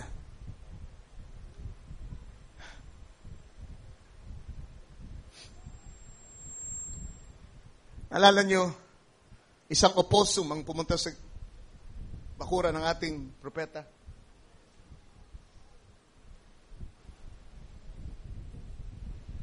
Siya ay may sugat. Sabi ni Baron, marahil ay nasagasaan o kaya nakagat ng aso. At lumapit siya. At hindi alam ni Brother Branham kung anong gagawin dahil nakita niya na malala yung tama ng opossum at nakita niya merong 8 o 9 na mga inakay. Mga baby na nandun sa kanyang supot. May supot. Yung opossum parang kangaroo yan na merong supot ng mga anak nila dun sa kanyang dibdib. At sabi nung mga kakilala ni Brother Branham at nakakita dun sa sitwasyon, sabi, patayin mo lang, Brother Branham, nakakaawa, mamamatay din yan. Dahil yung mga bata ay nakadepende dun sa nanay na handa nang mamatay. Pag namatay yung nanay, mamamatay din yung mga batang yan. Para hindi na magtagal ng paghihirap, pagpapatayin mo ng lahat yan. But hindi magawa ni Brother Branham yan. Sa madaling salita, amen, lumipas ang magdamag, ang maghapon. Pagbalik ni Brother Branham galing sa gawain, nakita niya yung opossum, nandun pa rin sa sagdanan nila. At nag-usap ang Panginoon sa kanya. Amen. Kanina ang sabi, Brother Branham, pinagmalaki mo yung opossum dahil ang sabi mo, mas mabuti pa to kaysa dun sa babaeng negra na naghagis ng kanyang baby dun sa ilog. Samantalang itong opossum na ito, amen, sa nalalabing buhay niya, ay ipagtatanggol niya ang kanyang mga inakay. Sa nalalabing lakas niya, kahit na gano'n nakalala ang kanyang sitwasyon, amen, pipilitin niya at sisikapin niyang buhayin ang kanyang mga anak. Ang sabi niya, pinagmalaki mo siya kanina doon sa pangangaral mo. Dahil nagpunta sila sa gawain pagkatapos niyang makita yung opossum. At sinabi niya, kinumpara niya yung opossum doon sa mga babae ng ating panahon na itatapon ang kanilang anak sa basurahan, iiwan kung saan-saan, iiwan sa CR. Diba? Nakabalita na kayo ng ganyan. Amen. Samantalang narito isang nilalang, isang opossum. Amen. Ibibigay niya ang buhay niya para sa kanyang mga anak. Sabi niya, mas matindi ang moralidad nitong opossum kaysa sa mga tao ngayon. And so pagdating niya nung gabi, pagbalik niya sa bahay, ang sabi ng Panginoon, hindi mo ba naisip, kaya nagpunta yung opossum sa iyo, naniniwala yan sa divine healing. At kanina pa nagpapapray sa iyo. Amen. And Brother Branham prayed for the opossum. Amen. It dawned on him na nabuksan ang kanyang isip. Kailangan ipanalangin ko. Sabi sa Biblia, go into all nations and preach the gospel to all creatures. Yung opossum ba ay creature? Kasama yun. So dapat makinabang sa ebanghelyo. Amen. Yung bang killer bull ay creature? Yung bang isda ay creature? Yung bang mga langgam ay creature? Yung bang putakte ay creature? Kita niyo ang ministry ng ating propeta, natupad ng gustong scripture sa ministry ito. Lahat ng mga nilalang ay nakinabang sa kanyang ministry. Ang sabi, siya ay nanalangin at gumaling yung opossum at nagtatakbo. Isang himala, nagtatakbo kagad pagkatapos yung ipanalangin. At nabuhay yung kanyang mga inaalaga ang mga anak, iniingatan. Ang sabi ni Brother Branham, if God can deal with an opossum, how much could He deal with a human being? If they would only, no uncertain sound about that. God uses animals to teach services. Sure does. Tinuruan daw siya nung hayop na yun tungkol sa paglilingkod. Kung tayo ay magiging sensitibo lang, maraming tinuturo si Lord sa atin sa pamamagitan ng mga tao at mga hayop at mga bagay-bagay na napapasa atin na, amen, dinadala ni Lord sa ating buhay.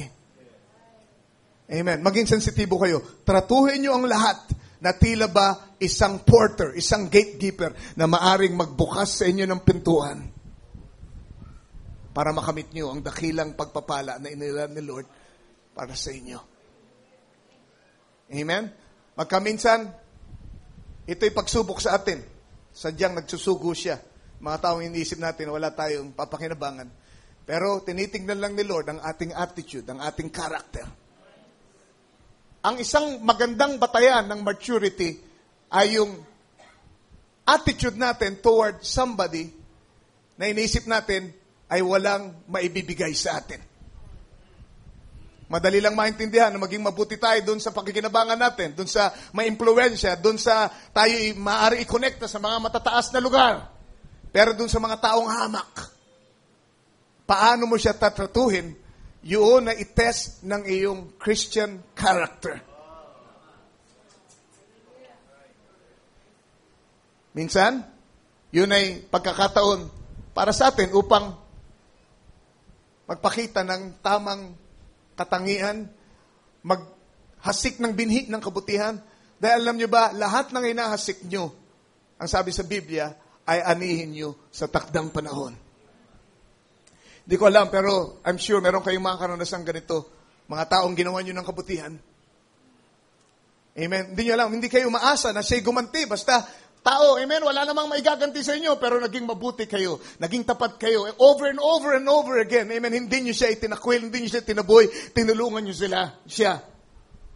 At ngayon, dahil dun sa pagtulong nyo yun, sa taong yun, ay nakikinabang. Hindi man ikaw, ang mga anak mo ay nakikinabang dahil doon. Dahil yung palang taong yun, ay may koneksyon doon sa mga taong makakatagpo ng mga anak mo. At ngayon, yung mga anak mo ay nakikinabang sa kabutihan ng mga taong yun dahil naalala nila ang kabutihang ginawa mo doon sa kanilang kamag-anak nung araw. Ibabalik at ibabalik ni Lord anumang kabutihang gawin nyo sa inyong kapwa. Sabi ni Brother Branham, pag gumawa kayo ng mabuti, babalikan kayo ng tao ng kabutihan. Kaya gusto yung tumanggap ng kabutihan, maging mabuti kayo sa lahat. Maging mabuti kayo, mabait kayo kahit kanino. Amen. Huwag lamang dun sa mga matataas ang kalagayan. Amen. Hindi nyo alam, baka nagdi-disguise lang yan. Milyonaryo yan. Amen. Praise the Lord. Baka sinusubok lang kayo. Amen. May susi pala yan ng kabaan. Amen. Nagpapasalamat tayo na nakilala natin ang porter sa huling panahon. Brother Branham, binuksan niya ang kaban. Para siyang si Jose na may susi. Amen. Doon sa mga kamalig na hinanda para sa panahon ng taggutom. Hallelujah. Walang makakakuha, amen, ng pagkain kung wala si Joseph. Siya ang may hawak ng susi. Paano kaya kung hindi nila na-recognize si Joseph, di ba? Wala silang pagkain, mga mamatay silang lahat. Kaya nga lahat, pati mga Egyptians, kahit na masama ang kanilang loob, bakit? Kasi isang banyaga ang nilagay ng hari sa posisyon para magkaroon ng pamamahala sa pagkain, sa ikabubuhay nila nung panahon ng kagipitan. At maging mga Egyptians sila, kailangan nilang yumukod kay Jose. Bakit? Kasi nasa isang napakahalagang posisyon siya ng pagiging porter, pagiging, amen, may hawak ng susi. Salamat sa Panginoon. Hallelujah, na na-recognize natin. Sino ang mag-iisip na isang 7th grader ang gagamitin ni Lord para magbukas ng pintuan sa huling panahon? Tungkol sa mga hiwaga ng Diyos na kailangan nating maintindihan at maunawaan para maging handa tayo sa pag-aagaw. Isipin nyo, ang dami ng mga taong humamak sa Kanya. Hanggang ngayon, sinisiraan siya, inahamak siya, sinasabing mali-mali ang grammar niya. Kita nyo, pagka binabasa natin yung mga quotes ng ating propeta, ang dami mga maling grammar. Pero ang Diyos, siya ang pinili. Siya ang pinagkatiwalaan ng susi. Hallelujah, para mabuksan, hallelujah, ang 7 tatak. At magkaroon tayo ng katiyakan sa darating na pag-aagaw dahil narinig natin ang pagpapahayag ng Diyos through the porter. Siya ang nagbubukas ng pintuan para Sa pastor, binuksan niya ang pintuan para sa ating Panginoon Jesucristo. Siya ang nagbukas, siya bumaba, at kinatagpo tayo. Ngayon, pinangungunahan na tayo ng ating Panginoon dahil merong nagbukas ng pinto.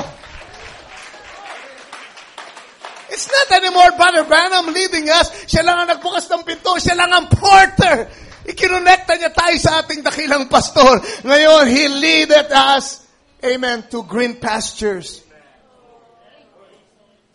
Hallelujah. Sino mag-iisip na si John the Baptist ang porter ng panahon yun? Sa kinadami-dami ng mga pariseo at mga aral na lalaki. Pero ang Diyos, yun ang pinili niya, si John the Baptist. Taong gubat. Drop out ng school. Alam niyo ba yun? Siya'y anak ng saserdote. At ang saserdote tinitrain. Amen, hinahanda para maging katulad nilang saserdote. Pero si John, 9 years old pa lang, nagbulakbol na doon sa kagubatan. Sabi ni Brother Branham, because his duty was so important for him to stay in seminaries. He was to introduce, amen, the Messiah. Kailangan ng Diyos ang mag-train sa kanya, hindi tao. Kaya siyam na taon pa lang, amen, dinala siya ng Diyos sa kagubatan at doon siya tinraining by nature. Amen, kaya nung mangaral siya, sabi niya, ang mga palakol ay nakaumang na, amen, sa ugat ng punong kahoy. Pag mangaral siya, puro, amen, termino ng kalikasan ng kanya nagamit. Kayong mga lahi ng ulupong. Dahil yun nakikita niya marami doon sa kagubatan, mga ulupong. But he was the porter of that new age. Siya ang nagbukas ng pinto para makilala ang ating Panginoon. Hallelujah. Tulungan tayo ng ating Panginoon. Mag-ingat tayo. Amen. Sa mga taong sinusugo ni Lord sa atin. Amen. Baka sila ay mga porter ng ating buhay. Naalala ko yung isang Sister Mercy, bago tayo magsara. Asawa ni Brother Ben ng Isabela, if you remember. Isabela or Cagayan ng Ilocos, okay? Minsan ay namasyal sila, nag-tour sila ng kanyang amo sa Indonesia. Remember that? Tsunami ng Indonesia, 1999 ba yun? I'm not so sure kung anong taon yun, pero yung matinding earthquake sa bandang Indonesia at yung tsunami na pumatay ng daan-daan libong mga tao. If you remember? Amen? Nandun sila sa Phuket, Thailand. If you remember. At ang sabi niya doon sa kanyang amo, hindi magandang pakiramdam ko. Nandun sila, nag-enjoy. Pumunta roon yung pamilya ng amo para mag-enjoy. Bakasyon nila. Sila nag-enjoy, nagtatampisaw sila doon sa dalampasigan ng napakagandang beach. Enjoy na enjoy sila. Amen. Pero sabi ni Sister Mercy, biglang mayroon kung anong pakiramdam na naramdaman siya, na lumukob sa kanya. Sabi niya, hindi magandang pakiramdam ko. Kailangang umalis na tayo rito. Amo, alis na tayo dito. Abay, sino ka para magsabi sa amin na putulin ang aming pag-enjoy dito sa aming bakasyon? Sino ang isang katulong para magsabi na tama na? Lipat na tayo, uwi na tayo. Abay, binayaran namin ang accommodation dito at lahat. Tapos, sasabihin mo, ikaw? Sinama ka lang namin para mag-alaga ng anak namin. Tapos ikaw magsasabi na itigil na namin ang bakasyon? Pero lingid sa kanya, yung sister natin yun, ay isang porter sa kaligtasan niya. Sa hindi maintindihang pangyayari, nakumbinsi ni Sister Mercy yung kanyang amo at umalis sila the day before the tsunami struck. At yung lugar na kanilang pinagstayan, isa sa pinaka na-devastate na lugar doon sa pangyayaring yun. Isang kasama sa bahay, kasambahay, ang nagsilbing gatekeeper. At dahil pinakinggan nung amo niya, ay naligtas siya sa kapahamakan. Hallelujah. Tayong lahat ay tumayo ngayong gabi. Pakatandaan nyo. Amen. Tratuhin nyo ang bawat isa. Tulad sa isang gatekeeper.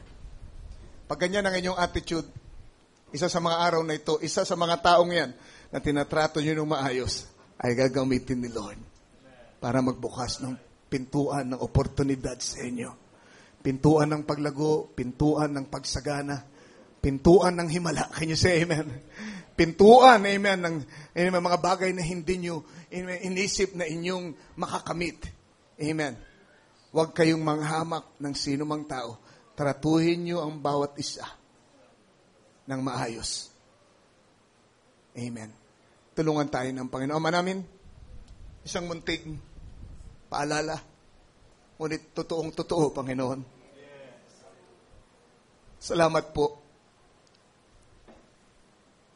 na hindi mo hinayaan, Panginoon, hindi namin makilala kung sinong may hawak ng susi sa panahon natin. Amin, Panginoon. Ngayon ay nai-connecta kami sa iyo. Salamat sa mga ginamit mong mga tao sa aming buhay. Ngayon ay nai-connecta kami sa mga taong sumasampalataya sa mensaheng ito. Panginoon, mga acquaintances, O God, hayaan mong maging sensitibo kami. Hayaan mong maging mapagmatsyag kami. Meron kaming hinihiling na mga himala sa aming buhay, pagpapala. Lord, minsan hindi sa aming sariling paraan, Panginoon, ibinibigay mo ang tugon. Kundi sa pamagitan ng isang tao na hindi namin inaasahan, isang lugar, isang pangyayari. Kaya tulungan mo kaming maging sensitibo. Magkaroon ng mababang loob at palaging magtanong, Lord, anong dahilan bakit narito ang taong ito, Lord? Anong dahilan? Meron ba siyang masasabi sa akin, isang advice, isang paalala, isang salita, Lord? Marahil ay magdadala sa akin, Lord, sa isang lugar na hindi ko pa napuntahan dati. Magpapalapit sa akin sa iyo. Magpapaalala, magbubukas sa aking isipan tungkol sa isang bagay na magpapalaya sa akin, Lord, sa isang pagkagapos. Marahil isang sister na mas bago pa lamang sa pananampalataya. Hayaan mong bigyan namin ng halaga ang kanilang mga salita at pakinggan namin baka nangungusap ka sa pamamagitan nila. Oh God, we believe your word when you said through the Apostle Paul, O Lord, na ang bawat miyembro, bawat bahagi ng katawan ay merong supply na inaambag sa paglago ng katawan, sa pagtibay ng katawan, sa paggulang ng katawan, Father. Salamat po sa mga kapatid namin. Oh God, pantay-pantay kami, pare-pareho kaming niligtas mo lang sa biyaya. At meron kang binigay na mga pagpapala sa amin na maaari namin ibahagi sa isa't isa. Ayaw naming mamiss anuman ang dala-dala ng aming kapatid para sa amin. Hayaan mong mabuksan ang lahat ng pinto. Amen. Para aming makuha ko nung nasa loob ng mga sisidlang yun, ng mga kahong yun, ng mga cabinet na yun, Lord. Mga cabinet ng pagpapala, mga aparador ng pagpapala, O God. Mga pintuan ng pagpapala. Na binigay mo ang mga susi, Panginoon, sa mga tao. Ikaw nga ang nagbubukas, pero ikaw ay gumagamit ng mga tao, Panginoon. Hallelujah. Salamat po. Bless mo po ang bawat isa, even as we pray for our needs tonight. In Jesus Christ's name. Amen. Mananalangin tayo. Sandali.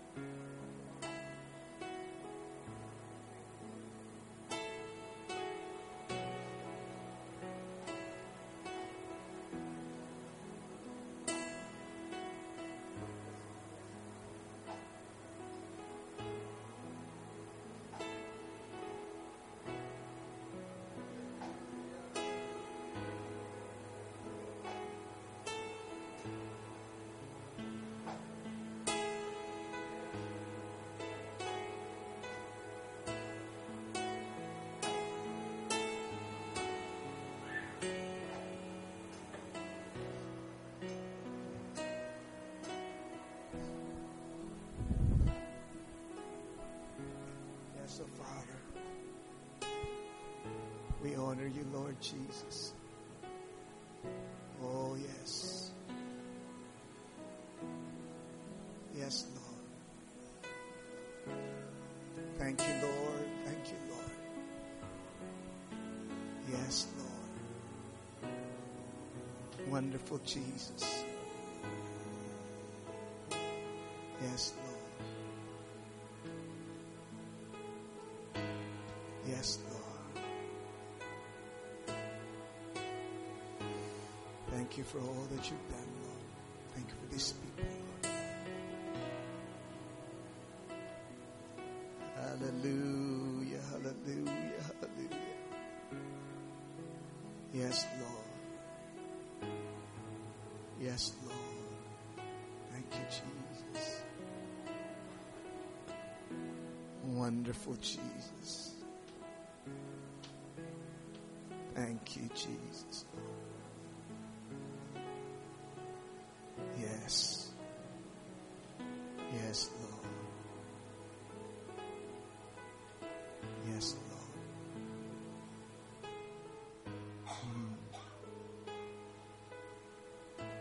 Speak to us, Lord, tonight. Amen. Glory, glory, glory. Amen. I cannot thank Him enough. Amen. Kung pwede natin awitin mga singers natin. Kinanta natin ng Sunday. Bago tayo magtapos ngayong gabi.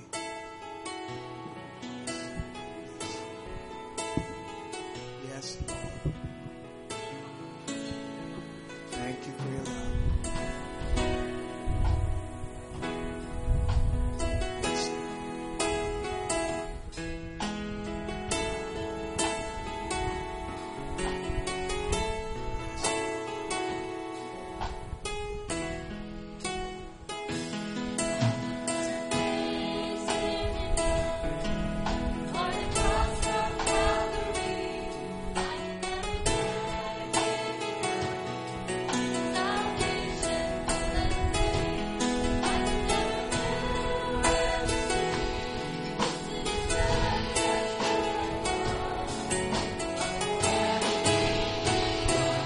I could never praise Him enough.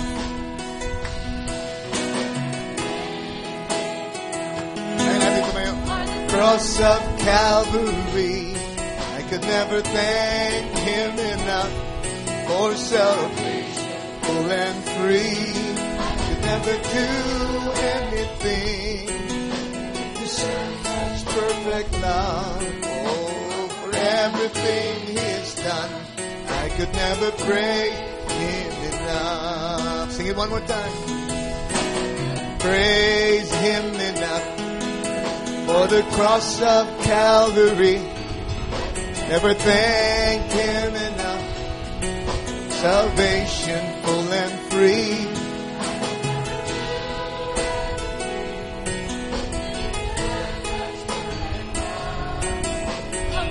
Everything He's done, I could never praise Him enough. Amen. We can never praise Him enough. Isipin nyo, mga taong kakilala nyo ngayon, mga taong bahagi ng inyong buhay. Kung wala na kayong mapasalamatang iba pang mga bagay, mga natanggap nyo, alalahanin nyo, mga taong nakakonekta sa inyo ngayon. Sapat yun para ipagpasalamat natin sa Panginoon. Amen. Salamat sa bawat isa sa inyo na bahagi ng church na ito, bahagi ng aking buhay.